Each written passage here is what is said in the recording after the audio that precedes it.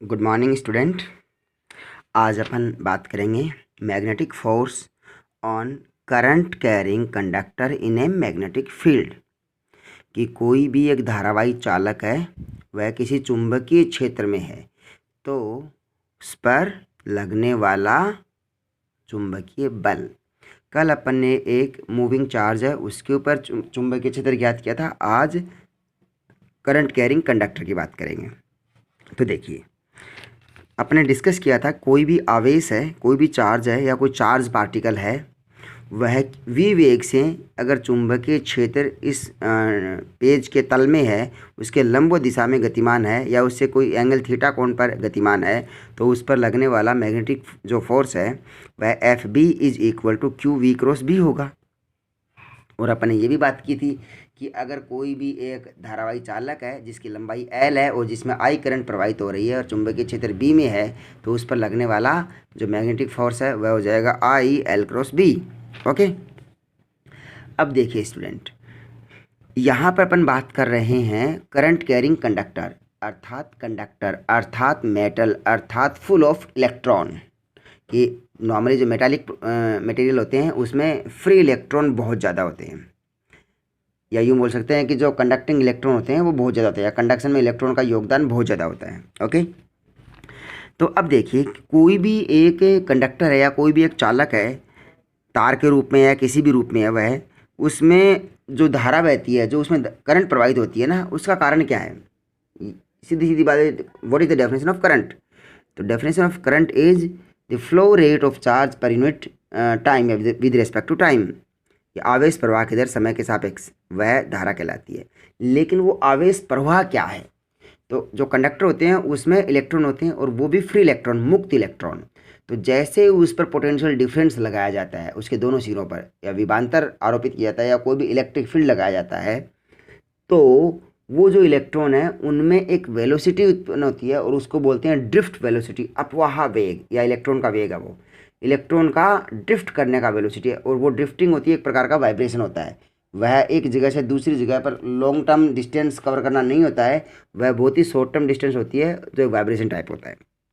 Okay, तो उस velocity को वेग, इलेक्ट्रॉन का अपन अपवाह वेग या ड्रिफ्ट वेलोसिटी कहते हैं। और पता है वो ड्रिफ्ट वेलोसिटी बहुत फास्ट होती है, सभी इलेक्ट्रॉन में एनर्जी एक्सचेंज होता है बहुत ही फास्ट होता है। अगर मान लीजिए वो ड्रिफ्ट वेलोसिटी नहीं होकर नॉर्मल इलेक्ट्रॉन होते, तो इलेक्ट्रॉन को एक जगह से दूसरी जगह ट्रेवल करने में लगा समय है, वही अपन को जो करंट कैरिंग का टाइम लग जाएगा, इतना ही। तो कोई भी इंस्ट्रूमेंट होते हैं उनके ऑपरेशन में फिर टाइम लेगा जाएगा। अब अपने पास कंडीशन क्या है कि एक मैग्नेटिक फील्ड है, वह यूनिफॉर्म है। यूनिफॉर्म मतलब समरूप है, पोलर या स्फेरिकल फॉर्म में नहीं है, पैरेलल लाइन के रूप में है।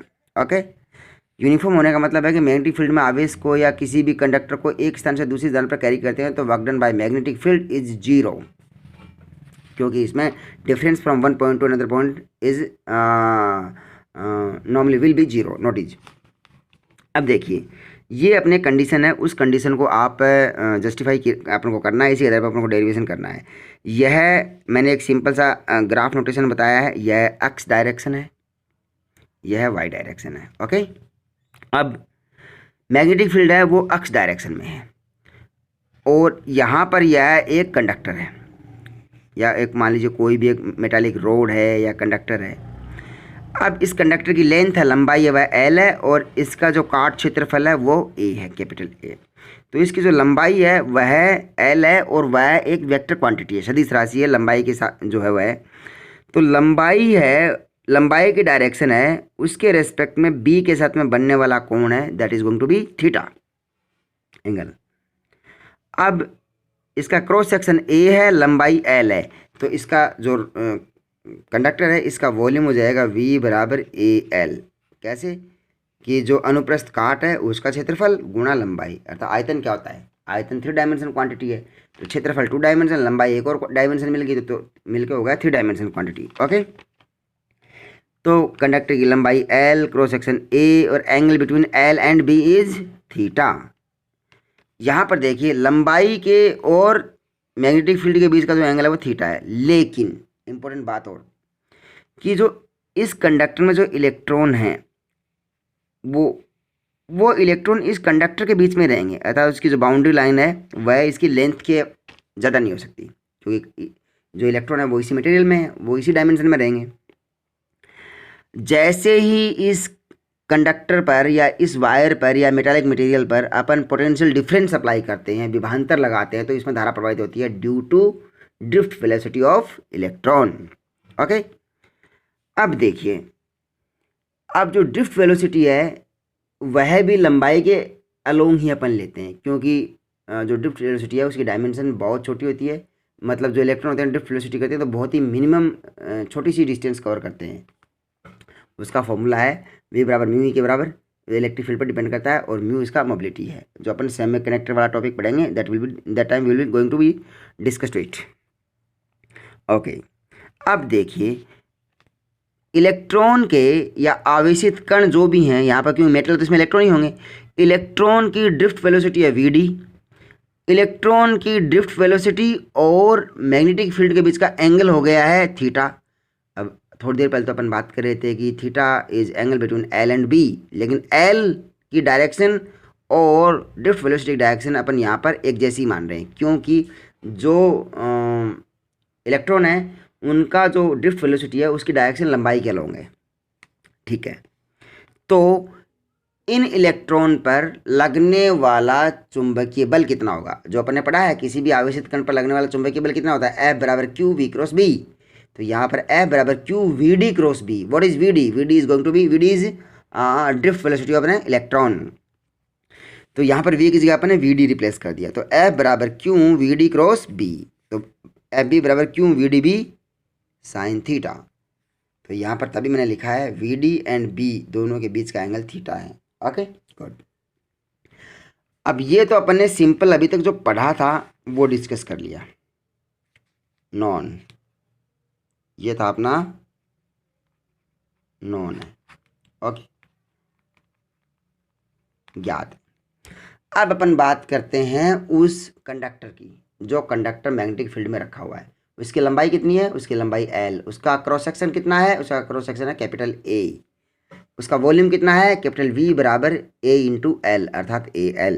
ओके, अब अपन मानते हैं कि उस कंडक्टर में एकांक आयतन में इलेक्ट्रॉन की संख्या स्मॉल है, अर्थात प्रति एकांक आयतन में इलेक्ट्रॉन की संख्या स्मॉल है। अब प्रति एकांक आयतन में इलेक्ट्रॉन की संख्या ज्ञात कर सकते हैं अगर अपन को उस कंडक्टर का एटॉमिक नंबर, एवोगैड्रो नंबर और उसका मास ये सब पता हो तो। ठीक है, मोल नंबर के द्वारा अपना उसमें आवेश का मान ज्ञात कर सकते हैं, मोल में या उसमें पार्टिकल की संख्या ज्ञात कर सकते हैं। ठीक है, क्रिस्टलोग्राफी की बात करें तो क्रिस्टलोग्राफी में पता कर सकते हैं। ये भी जब अपन सेमीकंडक्टर वाला टॉपिक पढ़ेंगे तो कुछ टॉपिक अपन एक आध टॉपिक क्रिस्टलोग्राफी या क्रिस्टल के बारे में पढ़ेंगे, तब मैं इसको डिस्कस कर लूँगा अच्छे से। अभी आपके सिलेबस का हिस्सा नहीं है। ओके, तो उसमें एकांक आयतन में इलेक्ट्रॉन की संख्या है n। एकांक आयतन का मतलब प्रति एक यूनिट आयतन में। तो आयतन कितना है? आयतन तो v है, कैपिटल V है, तो कुल इलेक्ट्रॉनों की संख्या क्या हो जाएगी? आयतन से गुणा कर दीजिए, तो कुल इलेक्ट्रॉन है कैपिटल N।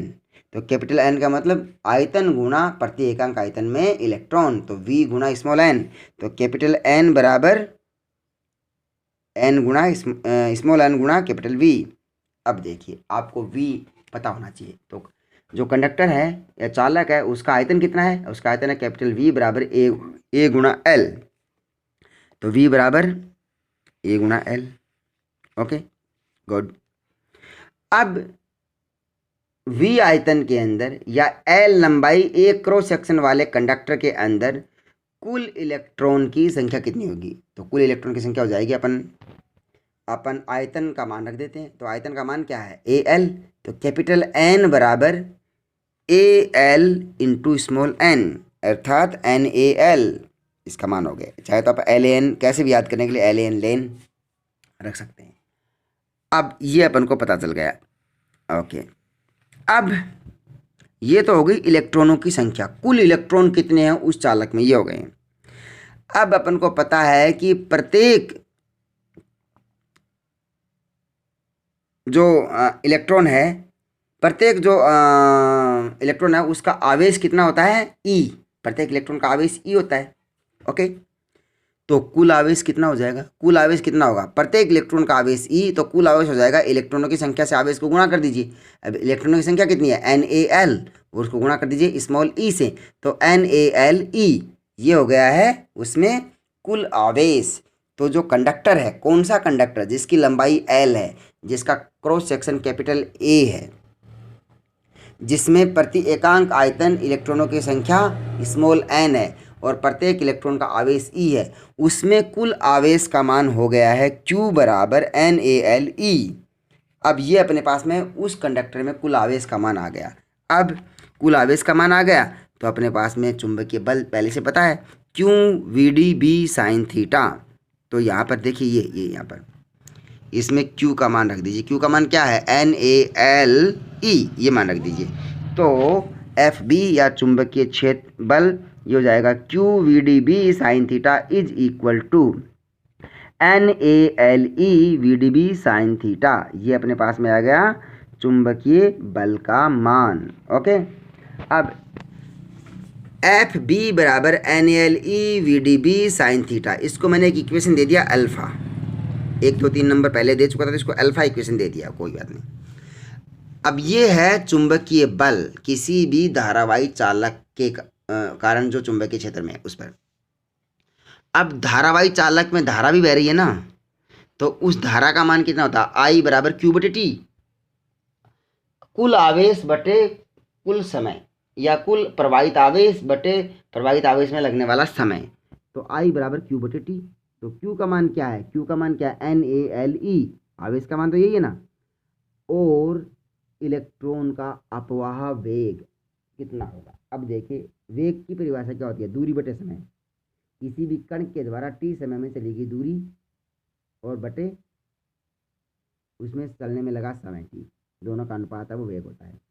लेकिन यहाँ पर इलेक्ट्रॉन के द्वारा चली गई दूरी कितनी हो सकती है, अर्थात इलेक्ट्रॉन का जो ड्रिफ्ट वेग है Vd, वह कितनी दूरी तक के लिए होगा, वह इलेक्ट्रॉन है वह उस चालक से, उस कंडक्टर से बाहर तो नहीं जा पाएगा ना। तो चालक की लंबाई कितनी है, चालक की लंबाई है L, तो अधिकतम चली हुई दूरी उसकी L ही हो सकती है, L से कम कम ही होगी, तो अपन केवल L मान लेते हैं। ओके सही है, और L दूरी चलने में लगा समय हो गया स्मॉल t, तो Vd बराबर L बटे T, तो T बराबर L बटे Vd। तो इलेक्ट्रॉन को ड्रिफ्ट वेलोसिटी के लिए चलने में दूरी जो है उसमें लगा समय t बराबर L बटे Vd। यहाँ पर देखिए Vd का मतलब ये Vd है, ध्यान रखिएगा, V और ये D सफेद, ठीक है, इसको बोलते हैं ना ड्रिफ्ट वेलोसिटी। ओके, ये ड्रिफ्ट वेलोसिटी। अब उस धारावाही चालक में प्रवाहित होने वाली धारा I बराबर Q बटे T है, तो Q का मान रखो, Q का मान क्या है NaLe, और T का मान क्या है L बटे Vd। ओके, तो I बराबर NaLe, ये तो मान रखा ही है, और Vd को ऊपर ले गए तो L से L कैंसिल हो गया, तो हो गया NaeVd, अर्थात धारा का मान कितना हो गया, I बराबर NaVd, ये हो गया ना NaVd। अब देखिए ये जो धारा I है NaeVd, इक्वेशन नंबर 3 बोला मैंने, और धारा को इक्वेशन नंबर 1 बोला, Vd को मैंने इक्वेशन नंबर 2 बोला। तो इक्वेशन नंबर 3 और अल्फा दोनों से देखिए कि यहाँ पर I का मान है NaeVd और ये है NaeVd, ये देखिए ये वाला मान और ये वाला मान, ये मिलके बन जाएंगे I। तो FB बराबर NaeVd LB साइन थीटा, तो ये हो जाएगा ILB साइन थीटा। ओके, अब अपन को पता है A क्रॉस B बराबर AB, वेक्टर के साथ में vector A cross vector B बराबर AB साइन थीटा। इसका मतलब AB साइन थीटा है तो उसको A क्रॉस B बोल सकते हैं, या vector A cross vector B बोल सकते हैं। क्रॉस का मतलब ऑटोमेटिक वेक्टर प्रोडक्ट है, वो वेक्टर है। तो F बराबर ILB साइन थीटा, तो I है, it's not a vector quantity यहाँ पर, तो I और LB साइन थीटा है, उसको L क्रॉस B लिख दिया। तो एफ बी बराबर आई एल बी आ गया, और ये मिल चले कहाँ से थे, एफ बी बराबर Q V D cross B, अर्थात किसी भी आवेश जो वी डी वेग से गतिमान है किसी चुंबकीय क्षेत्र बी में के कारण लगने वाला चुंबकीय बल एफ बी बराबर Q V D cross B होता है। उसी से अपन किसी धारावाही चालक लंबाई एल जिसकी है जो चुंबकीय क्षेत्र बी में रखा हुआ है और आई धारा प्रवाहित हो रही है पर लगने वाला चुंबकीय बल एफ बी बराबर आई एल क्रॉस बी प्राप्त कर लिया है। अर्थात ये दोनों जो सूत्र हैं वो एक ही हैं। ध्यान रखिएगा स्टूडेंट कि यहाँ पर चुंबकीय क्षेत्र की चुंबकीय बल की जो दिशा है वह लंबाई और चुंबकीय क्षेत्र के कारण से बनने वाले तल के लंबवत होती है। अर्थात ये अगर चुंबकीय क्षेत्र है और यहाँ पर जो ये है अपना धारा आई है, तो जो चुंबकीय बल होगा वह इस तल के लंबवत होगा। ठीक ऐसे ही अपन कह सकते हैं, क्या कह सकते हैं कि फ्लेमिंग का दाहिने हाथ का नियम इसको फॉलो करता है। फ्लेमिंग का जो दाहिने हाथ का नियम है वह इसको फॉलो करता है। इस बात को खास तौर पर अपन देख सकते हैं। फ्लेमिंग का दाहिने हाथ का नियम क्या है, ऐसे ऐसे देखिए, ये बी ये आई, तो इन दोनों के लंबवत हो जाएगा क्या, मैग्नेटिक फोर्स एफ बी, जिस तरह से देखिए। और सेम जो है वह क्या है, आवेशित कण के लिए भी है। यह बी, यह वेग वी, और ये इनके लंबवत चुंबकीय बल। अब अगर फ्लेमिंग के दाहिने हाथ का नियम है उससे अपन ज्ञात कर सकते हैं चुंबकीय बल की दिशा, चुंबकीय क्षेत्र की दिशा और आवेशित कण के वेग की दिशा। अगर कोई दो पता है तो अपन तीसरा ज्ञात कर सकते हैं। साथ में चाहे तो राइट हैंड पाम भी रूल, दाहिने हाथ की हथेली का नियम भी बोल सकते हैं। तो इसमें क्या होता है, अंगूठा जो होता है वह धारा आई, ये जो लाइनें होती हैं ये चुंबकीय क्षेत्र, तो ये धारा आई, ये चुंबकीय क्षेत्र एक दूसरे की गति कर रहे हैं, इस दिशा में, दिशा इनकी है। तो जो हथेली का ऊपर की तरफ, ऐसे हथेली के ऊपर, ये देखिए ये वाला, ये हथेली है ना, इसके ऊपर की तरफ जो तीर का निशान है, पेंसिल को मेरी हथेली में सीधा खड़ा कर दिया जाए तो ऊपर की तरफ जो दिशा होगी वो होगी चुंबकीय बल की। तो देखिए अगर आप इस प्रकार से घुमाते हैं, किसी भी तल में घुमाते हैं, तो अगर एक ही तल में धारा और चुंबकीय क्षेत्र एक ही तल में है तो किसी दिशा में घुमाया जाए, ऐसे किसी भी दिशा में घुमाया जाए, उसके कारण से चुंबकीय बल ऊपर की तरफ ही होगा। लेकिन अगर चुंबकीय बल है उसकी दिशा नीचे की तरफ है तो जो धारा और चुंबक के बीच है, जो है उनके बीच का जो एंगल है वह हो जाएगा क्लॉकवाइज। ऐसे देखो एंटी क्लॉकवाइज और यहाँ पर क्लॉकवाइज, तो उनके लंबवत वह अपना चुंबकीय बल प्राप्त होगा। अब इसकी कुछ कंडीशंस हैं। F बराबर आई एल क्रॉस बी बराबर I L B sine theta. अगर थीटा का मान π/2 है तो L है वह B के लंबवत होगा, अर्थात साइन थीटा बराबर 1 होगा। तो F बराबर I L B sine theta बराबर आई एल बी, अर्थात मैक्सिमम मान। तो किसी भी धारावाही चालक के ऊपर जो चुंबकीय बल है उसका अधिकतम मान क्या होता है, आई एल बी, धारा गुणा लंबाई गुणा चुंबकीय क्षेत्र का गुणनफल। यदि थीटा का मान पाई है या 0 है, अर्थात क्या है इसका मतलब, लंबाई और मैग्नेटिक फील्ड एक दूसरे के समानांतर हैं या प्रति समानांतर हैं, तो थीटा का मान 0, तो एफ बी अर्थात उस पर लगने वाला चुंबकीय बल है वह 0 हो जाएगा। जब थीटा का मान π/2 है तो अधिकतम होता है, थीटा का मान 0 है या पाई है तो न्यूनतम होता है। अर्थात जब थीटा बराबर 0 है तब चुंबकीय क्षेत्र की दिशा ज्ञात कर सकते हैं, और जब थीटा बराबर 0 है तो चुंबकीय क्षेत्र की दिशा वह होगी, कौन सी होगी, जिस दिशा में चुंबकीय क्षेत्र के कारण से या चालक पर धारावाही चालक पर कोई भी बल ना लगे। आप समझ रहे मेरी बात, कि अगर कोई भी कंडक्टर है वह चुंबकीय क्षेत्र में है तो चुंबकीय क्षेत्र की दिशा अपन वह बता सकते हैं कि उसमें धारा प्रवाहित हो रही है और चुंबकीय क्षेत्र की दिशा अपन को पता नहीं है, तो उस चालक को आप छोड़ दीजिए, उसमें करंट प्रवाहित कीजिए, तो उसमें चुंबकीय क्षेत्र की दिशा वो हो जाएगी जिस दिशा में उस पर कोई भी बल नहीं लग रहा, उस पर कोई भी चुंबकीय बल नहीं लग रहा, अर्थात जिस दिशा में चुंबकीय बल का मान 0 हो जाता है। किसी भी करंट कैरिंग कंडक्टर में, किसी भी धारावाही चालक में जिस दिशा के अंदर चुंबकीय बल 0 हो जाए वही दिशा चुंबकीय क्षेत्र की भी होगी। ओके, तो F B minimum 0, F B maximum बराबर आई एल बी हो जाएगा। तो इसका छोटा सा एक न्यूमेरिकल है कि एक चुंबकीय सॉरी एक धारावाही चालक है, एक चालक कंडक्टर है, उसमें द्रव्यमान 200 ग्राम है, उसके अंदर उसकी लंबाई 1.5 मीटर है, उसमें प्रवाहित होने वाली धारा का मान 2A है। अब उसे एक चुंबकीय क्षेत्र के बीच में रखा हुआ है।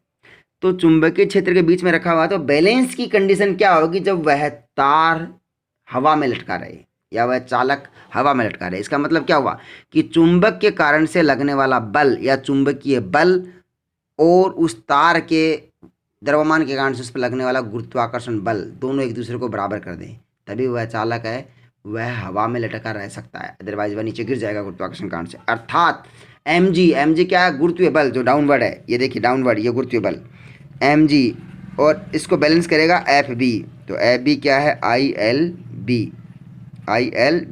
आई धारा, L लंबाई, B चुंबकीय क्षेत्र। तो mg बराबर ILB, तो B बराबर mg बटे IL। m का मान 0.2 किलोग्राम, g का मान 9.8, I का मान 2 एम्पियर, L का मान 1.5। कैलकुलेट करेंगे तो हो जाएगा 0.65 टेस्ला, अर्थात लगभग 0.65 टेस्ला का चुंबकीय क्षेत्र अगर अपन लगाते हैं तो वह 2 एम्पियर के धारावाही चालक तार जिसकी लंबाई 1.5 मीटर है, जिसका द्रव्यमान 200 ग्राम है, को हवा में लटका के रखेगा। ओके, तो यह है आपका एक इम्पोर्टेंट क्वेश्चन है। कल थोड़ा और आगे बढ़ेंगे और इससे रिलेटेड टॉपिक पढ़ेंगे। Thank you.